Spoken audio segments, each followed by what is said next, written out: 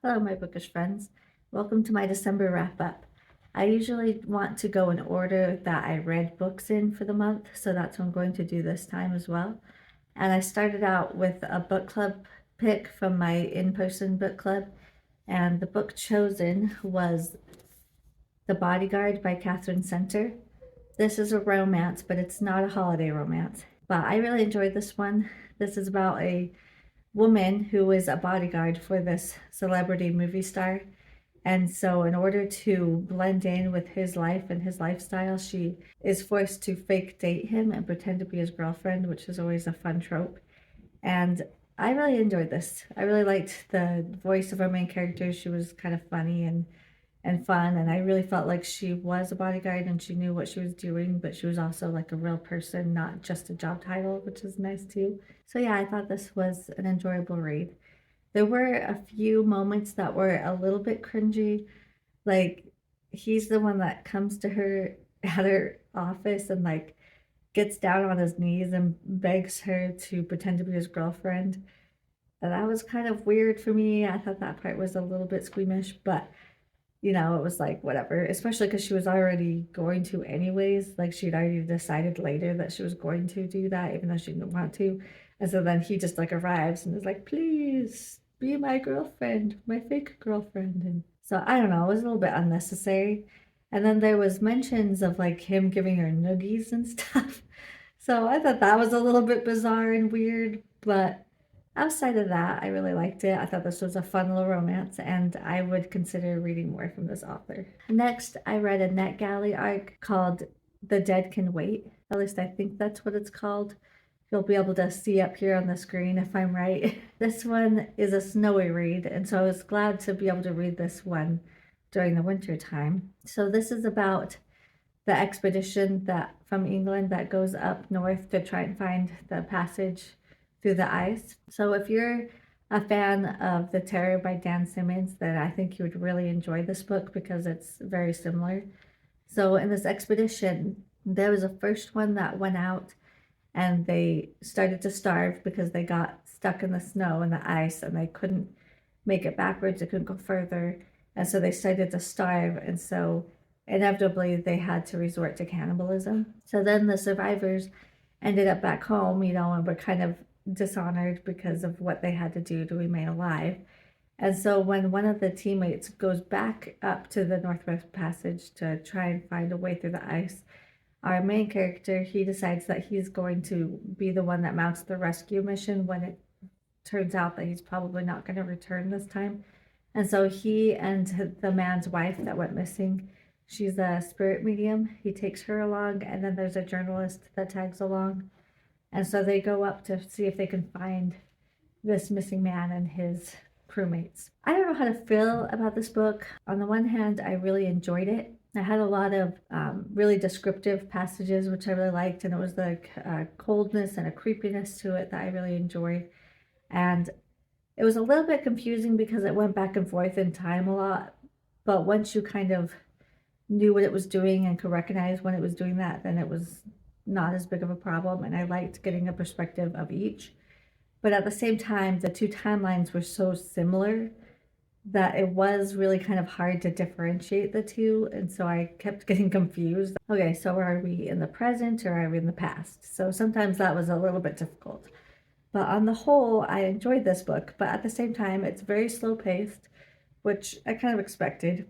And I don't know, I had a hard time connecting to the characters. Like they would name people all the time, and I'd just be like, I don't know who that is. You know, outside of like our main character and the wife, and like maybe a couple other people, like no, none of the characters really stuck with me. And I never really felt like I wanted to DNF it, but I wasn't like completely enthralled by it either. Like I didn't find myself just wanting to get back to it every minute. I was just like, oh yeah, I should probably read some more of this, you know. So I don't know, probably give it about 3.5 stars. Okay, so next I wanted to do some short reads. And so I started with The Gift by Frida McFadden. And this is my first Frida McFadden book. Well, I say book, but this is a short story. So this is about a woman that wants to find the perfect gift for her boyfriend, or maybe it's her husband.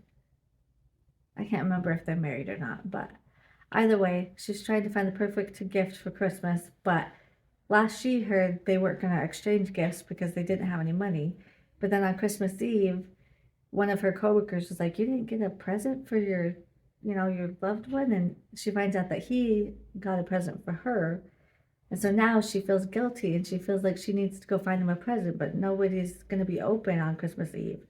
And so she, at the end of her shift as a waitress, she hears about this store that kind of is a little bit weird and quirky, but it is open on Christmas Eve. And so she decides to go check it out and buys this perfect gift for her husband. And I don't want to say anything more than that because it is a short story, but things go awry. So Frida McFadden is a thriller writer, and this does feel like a thriller, but at the same time, it's like on the edge of being horror. So it definitely had that creep factor to it. So this was a fun one to read for the holidays, and I would recommend it. I'd probably give it about 4 stars. So I kind of wanted to stick on the train of reading short fiction. So I picked up Served Cold after watching a YouTube video of Cameron Chaney, and he mentioned that he has a story in there that's Christmassy.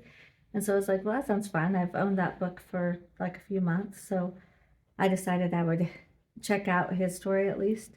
So I did read his story and I did enjoy it. And I recognized 2 other authors in this anthology. So I decided to go ahead and read theirs as well. One is Merce from Harpies in the Trees, and then the other one is R. St. Clair. I think it's Regina. I'm not really sure. I haven't read anything by her, but I do own a couple of her books on ebook and I just haven't got to them yet. So I thought it would be a nice way to be introduced to her. So I enjoyed her story very much. Merce's story was well written, and there was one scene in particular that really stuck with me. Like, it was very descriptive and kind of gross, but in a good way. But on the whole, it wasn't really a story that was for me. I didn't really connect to it all that much, but it was fun to read these short stories. So then I saw this book called The House of Haunts, and the cover is blue and it looks kind of snowy, and I was like, well, that looks like a fun Christmas read. It has nothing to do with Christmas, but it looked like a winter read at least, and there was 23 stories, and so I kind of used it as an advent calendar. So every night I would read a different story, and that was a lot of fun. Well, it turns out it's not a wintry story at all. I don't think it mentions snow even once. So don't go into this thinking that it's going to be a snowy read, because it's not. But outside of that, I don't know. I'm not a big fan of short story collections because you always like some and don't like others, but it's never anything that's going to like stick with me because they are so short. But using it as an advent calendar was really fun, and I might try that again next year. I don't know if I can get this above a 3-star because, again, there's 23 stories and some of them I liked and some of them I didn't, so it's really hard to rate. So I'm just going to do it right in the middle. Well, I guess right in the middle is technically 2.5, but I always think of it as 3. But anyways, so this one had a really cool premise. So this was a bunch of stories that all take place in the same haunted house, which I thought was really cool. And they each took a different room of the house and they wrote a story about it. So it started with like the parlor and then the kitchen, and then you'd move on to the dining room, and then you'd go to the ballroom. And there were sections in it where it sounded like you as the reader was actually on a tour of this house. And so the narrator would kind of be like, well, check out the first floor and see what you find. And then after you read all those stories, it would be like, well, let's go on up to the second floor. So that was really fun. I even had like the ground, so it had like a tree house and the pool and a graveyard and the garage. Like every aspect of this house had a story and a ghost connected to it, and I thought that was really, really fun. But like I said, the stories themselves were just kind of okay. I really liked some, and then I didn't like, and others were just like, eh. The idea and the concept behind it was intriguing. And so I liked that part of it. I will say it does need to be edited a little bit more. Every single story had at least 2 or 3 typos, which, is a lot of typos at the end of the day. So I do think it needed another round of edits. But other than that, it is what it is. So it was a fun time. And then I decided to read a holiday romance this time. So I went with All I Want for Christmas by Maggie Knox. And this one I chose because I read The Holiday Swap last year and I really enjoyed it. I thought it was so much fun and I just really connected to the characters and really liked the story. And it didn't have any sex scenes in it, which is always nice because I don't like that in my romances. And so it was just really a fun, sweet holiday romance. So when I came across this one written by the same author, I was very intrigued to read it. But unfortunately, I didn't really like this that much. So this is about 2 people that are part of the music scene in Nashville, and they're actually on like a singing competition. And so in the course of events, they end up having to work together and do like a duet, even though they don't really like each other.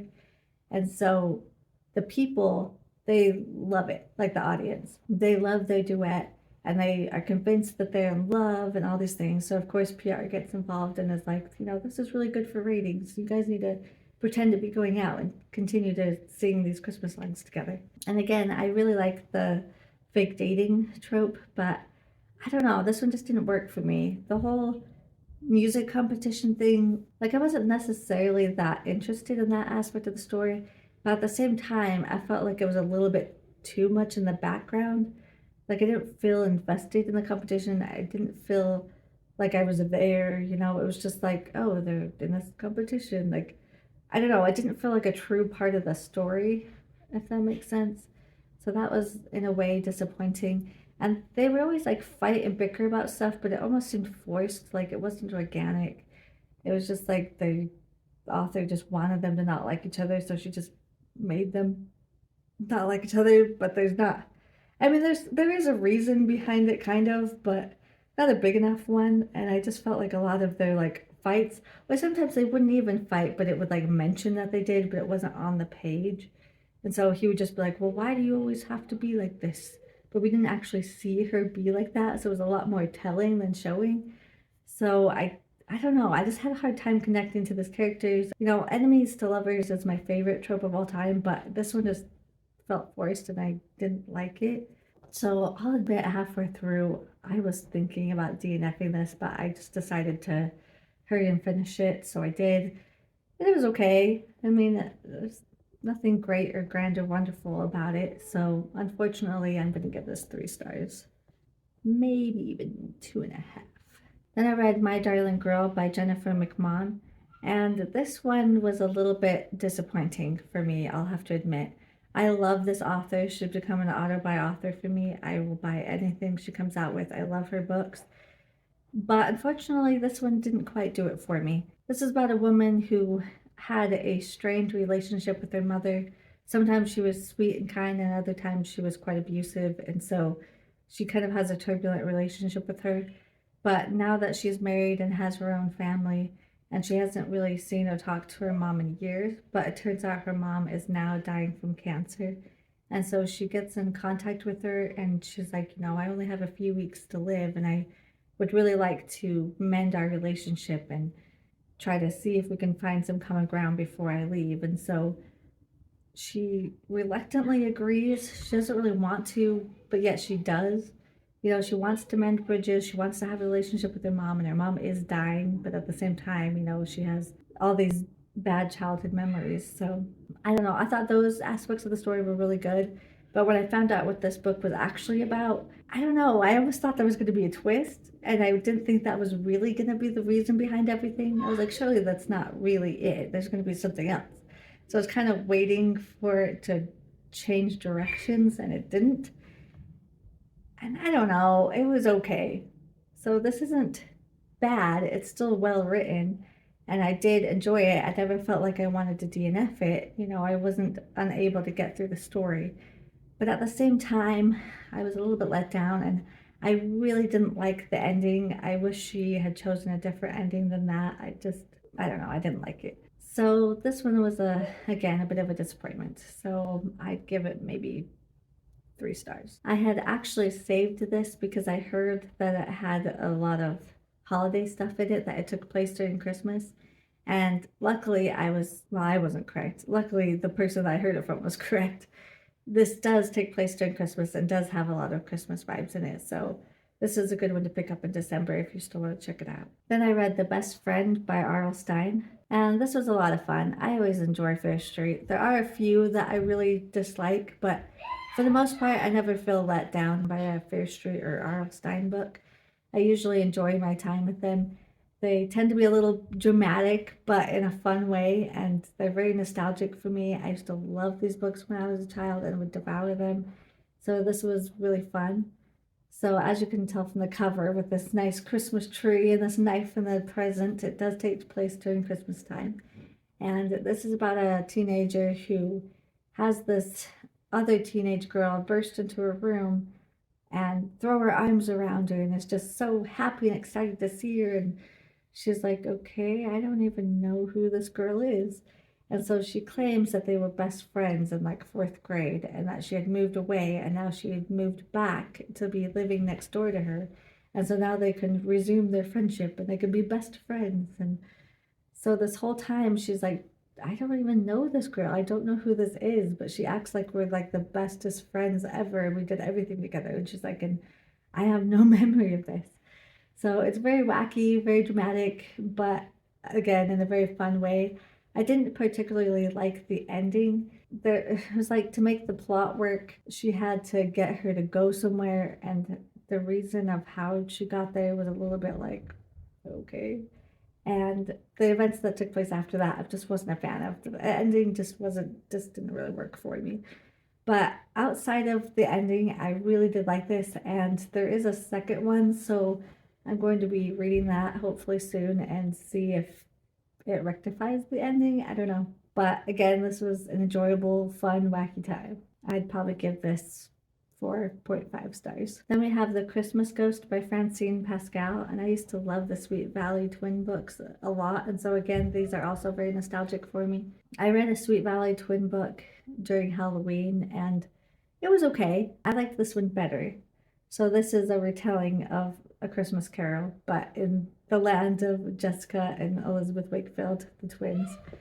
And I really liked it. I really enjoyed it. Jessica is always the selfish, kind of mean twin, and so she's the one that's seeing the ghosts and seeing the Christmas pasts and all that, and seeing how her actions affect other people and affect herself in the future. And so I really enjoyed this. I thought this was a fun time. But there was one thing towards the end that I didn't like. I don't think this is a spoiler, but I don't know, it could be a slight spoiler, I guess. So if you don't want to hear it, go ahead and fast forward to the next book. But if you don't mind hearing about it because you're not going to read it, then go ahead and stick around. So the thing is, she discovers that she's been mean to her sister, which happens a lot in these books, and she's not a very good sister. But she rectifies it at the end. You know, she helps her sister and she is kind to her sister and to her friends and all the people that she's been mean to, with one exception. So she saw like the future, and because she was selfish and unkind, people didn't want to be around her anymore, and so she was alone. And so they were at like this classic teen hangout, you know, like a diner or something, or a fast food restaurant, and she's in a booth all by herself. And there's another girl in a booth all by herself. And then all the popular kids are, you know, off in the corner, and Elizabeth's right in the middle of it. And so Jessica's a little bit jealous of that, and she's sad to be all alone. Well, this girl that's also alone in the booth, you know, she recognizes her as a girl that goes to school with them, and she mentions that she's still overweight and all this stuff, and that she's lonely. And so this other girl kind of takes pity on Jessica and wants to sit by her, and Jessica's like, no, I'm not gonna sit by a loser like you know, and stuff. And so then the popular people kind of recognize that Jessica's there, and they start making fun of her. And it mentions that the other girl in the other booth kind of has a sympathetic look on her face, but you know, she wants to help, but there's not a whole lot she can do about it, and all these things. So then when Jessica comes back and decides to do these nice deeds because she's been changed, just like Scrooge, it doesn't mention this other girl. And that kind of bothered me because, it mentioned that she was lonely and she was sad, and it was obviously somebody that she recognized. And so they do go to school with her right now. And so I thought the story would have been a lot better if Jessica had went and found this lonely girl and befriended her or did something kind for her, because it's a lot easier to be nice and kind for your friends and family. Like, yeah, she's mean to Elizabeth sometimes, but at the end of the day, it's still her twin. So there wasn't as much character growth as I would have wanted from this, I guess is what I'm saying. So, I don't know. It was fun. It was an easy read. It wasn't meant to be completely serious or whatever, but that did bother me. But overall, I enjoyed it, and I'd probably give this 3.5 stars. Lastly, I want to talk about some library books that I got. I had a hold on them and they came in at the end of the month, and I was very excited about that because I really wanted to get to them, and I was afraid I wouldn't get them in time because I didn't want to like read it in January because they're Christmas books. But anyway, so the first one I'm going to talk about is Christmas Presents by Lisa Unger. This one doesn't really have a whole lot of Christmas vibes, to be honest. It does have a bad guy that wears a Santa mask, but outside of that, I didn't really get a whole lot of Christmas vibes. You do have a little bookshop, and the main character does wrap up some books, like with bows, and does the wrapping paper thing. So there is a little bit of Christmas stuff in there, but it wasn't like in your face, which isn't a problem. I mean, I didn't mind it, but for those of you that like it a little bit more Christmassy, it's not. It was just kind of in the background to me. So, anyways, this is about a woman who lived through a traumatic stabbing when she was younger, and she watched her best friend be murdered right in front of her. And so she's tried to just move on and forget about it. But then this true crime journalist comes into town and wants to talk to her about it so he could write a book about it. And so she was kind of reluctant at first, but then she kind of wants to piece things together again because she doesn't remember a whole lot of that night, which is kind of a common trope in these type of books, which I get, I understand it. It is a little bit annoying, but I can see how it furthers the plot, so I don't really mind it. But anyway, so we have 3 different POVs because you have the main girl who lives through the trauma, but then you also get the POV from the true crime journalist, and then you also get a POV from a different girl who's been kidnapped in the present time. And so that's why they're wondering if there was a second perpetrator. So the original guy did go to jail, but the main character's dad was a police officer, and he always felt that there was a second perpetrator because of certain things that happened. And so now we're trying to decide if it was just the guy in jail or if he had help or if something else was going on. So they're trying to piece all that together. And you do get a perspective from the past, from when the traumatic night happened, but it doesn't indicate when that happens. And so it was a little bit confusing. It would take me a few paragraphs to be like, oh, okay, we've gone back in time. So that was a little bit annoying and confusing, but it didn't take too long to figure out that we had gone back in the past. But the fact that it kept happening kind of takes you out of the story. But, anyways, outside of that, I mean, this is kind of a generic thriller. I did enjoy it. I did think it was a fun, enjoyable time, and it's not terribly long, but it wasn't anything that like blew my socks off either. I would probably give this about 3.5 stars. It wasn't good enough to be 4 star, but I liked it a little bit more than just being like me, which is normally how I rate 3 stars. So I put this right in the middle. Next, I read The Christmas Guest by Peter Swanson, and this is teeny tiny. It's only 96 pages, so I actually read all of this on Christmas Eve. I might have started it the night before, but I didn't get that far, so by and large, I pretty much read it on Christmas Eve, which was a lot of fun.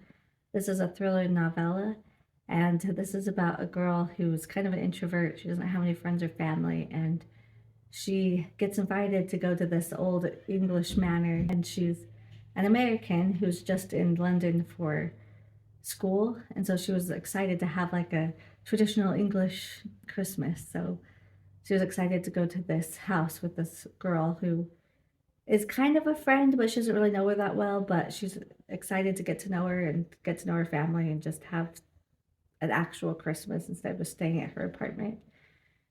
So the first half of this book, because it's broken into 2 parts, is a journal entry. So everything you read is from a journal, And then on the latter half, then you switch POVs to someone else. But this is a really fun time. I really enjoyed this one. And for being such a short book, I was surprised that there was an actual twist in this.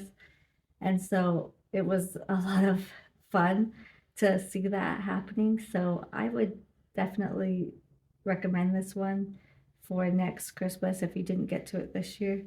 I thought it was just a fun, enjoyable time. I wouldn't say it's perfect by any means, but at the same time, it was just fun. It was short. It was just something to do during the holidays that was really nice to cozy up by a fire and read. And so I really enjoyed it. I really liked the personality of our main character. She was just fun to be in her head, and she was just so excited about everything, and it made me excited. And I just really enjoyed this. I thought it was a good read.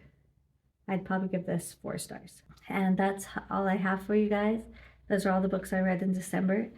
And if you liked this video, please hit the thumbs up to let me know that you liked it.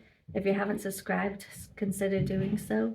If you hit the notification bell, you will never miss a video from me, and I'll see you next time. See ya!